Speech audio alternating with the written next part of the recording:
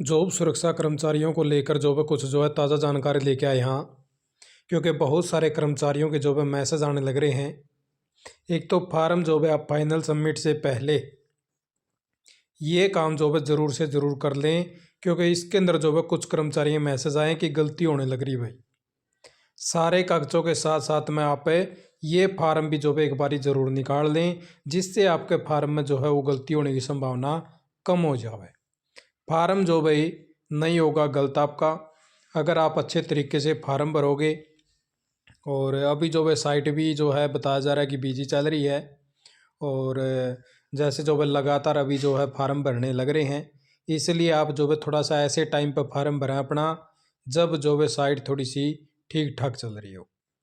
भाई जैसे रात का टाइम है, अपनी पीडीएफ वगैरह बना लो अच्छे से, तो उसके अंदर फिर जो है रात को भी भर सको, या फिर सुबह सुबह का टाइम है उस टाइम भी जो आप अपना फार्म जो है भरने का काम है कर सकें हैं।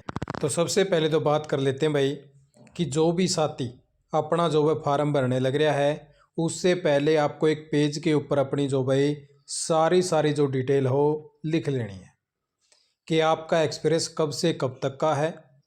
जैसे एक एक साल आपको काउंट करना है। ये मान लो कि 1/2/18 को आप लगे हैं, ठीक है, तो अगला साल आपको जो भाई 31/1/2019 लग का ले लेना है। एक पेज के ऊपर प्रॉपर डिटेल लिख लीजिए।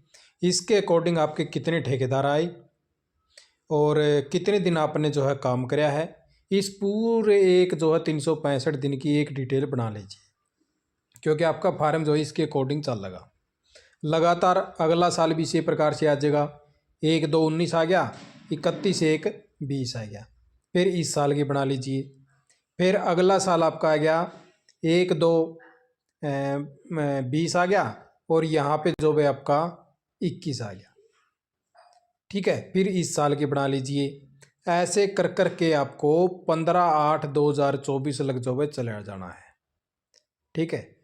अगला साल यानी कि आपका 15/8/2024 आ जाएगा। मान लो कि आप जो है 1/2/2024 आ गया था आपका, ठीक है। अब यो 15/8/24 लग का आपका चल लगा, यानी कि 15/8/24 से अगला साल आपका 16/8/24 से 15/8/25 लग चल लगा, ठीक है। यानी कि अगला साल आपका जो भी इस प्रकार से चल लगा। लेकिन यो जो बीच का गैप है आपका 1/2/24 आया तो आपका 15/8/24 लग चल लगा।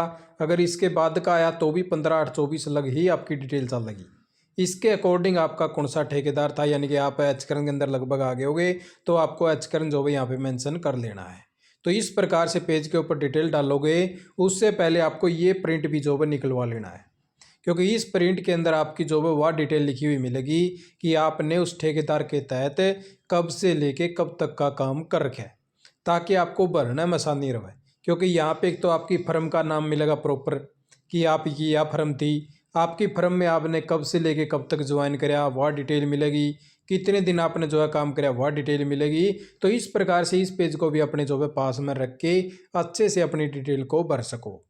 एक आपको इनका प्रत्येक जो ठेकेदार है इनका मोबाइल नंबर जो है अपना नोट कर लेना है कि इस फर्म का यो मोबाइल नंबर है, इस फर्म वाले का यो मोबाइल नंबर है, और उनसे एक बारी मिला के संपर्क भी कर लें कि आपका जो यो मोबाइल नंबर देवा जी, या फिर आपका कौन सा मोबाइल नंबर देवा, क्योंकि आपकी वेरिफिकेशन के लिए कॉल भी जा सका है, ठीक है। फिर वो ठेकेदार बता देगा वह मेरा यो मोबाइल नंबर दे दे और मेरी यह फर्म है, इसकी डिटेल डाल दे, ताकि उसके पास में फ़ोन भी जाओ तो आपकी वो जानकारी जो है अच्छे से दे सके।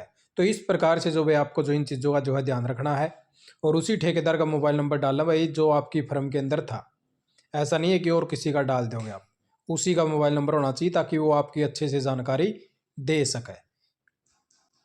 तो इस प्रकार से ये देख लीजिए, जैसा अभी हमने आपको बताया था तो उसी के अकॉर्डिंग देख लीजिए भाई।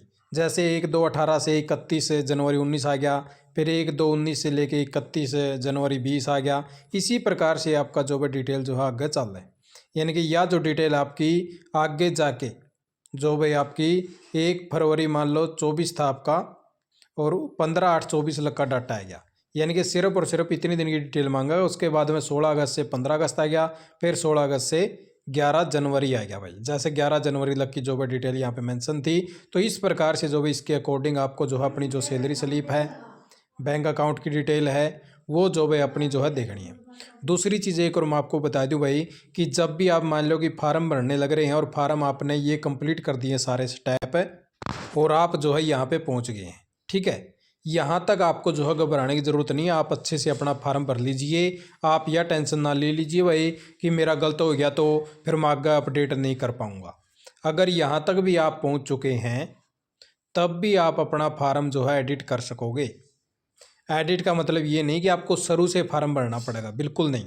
जो आपने डिटेल डाली है उसके अंदर अपडेट कर सके हैं। यहाँ पे ऑप्शन दे रखा है एडिट का, ठीक है। मान लो कि आपने कोई मोबाइल नंबर गलत कर दिया किसी ठेकेदार का, जैसे इसके ऊपर क्लिक करोगे तो एक प्रोसेस का जो है ऑप्शन आओगा, उसके ऊपर क्लिक कर देना। क्लिक करते ही आपके पास में वहाँ पे फार्म चला जाओगा, आपकी वही फिलअप की हुई सारी डिटेल दिखाओगा। सिर्फ आप उसके ऊपर जो है क्लिक कर लीजिए जो आपने अपडेट करना है, उसके ऊपर अपडेट करके दोबारा से सेव कर लीजिए। दोबारा से फिर जो है यहाँ तक पहुँचोगे तो OTP जाओगा, सेम यही प्रोसेस आ जाएगा। फिर दोबारा से अपनी जो है लाइव फ़ोटो कैप्चर कर लीजिए, इसको डाउनलोड कर लीजिए और फिर इसको अपलोड कर दीजिए। सिंपल से तरीके हैं, आपको यहाँ तक पहुँचने में कोई भी समस्या सामना नहीं करना पड़ेगा। चाहे आप फार्म में किमी भी लगा दे और यहाँ लग पहुँच गए और फिर भी दोबारा आप जो है अपडेट कर सकोगे उस फार्म में। इसलिए आप जो है अपना टाइम निकाल के अच्छे से जो है डिटेल यहाँ तक तो फिलअप कर लीजिए ताकि आगे वाला स्टेप आपका तुरंत अपलोड हो जाए।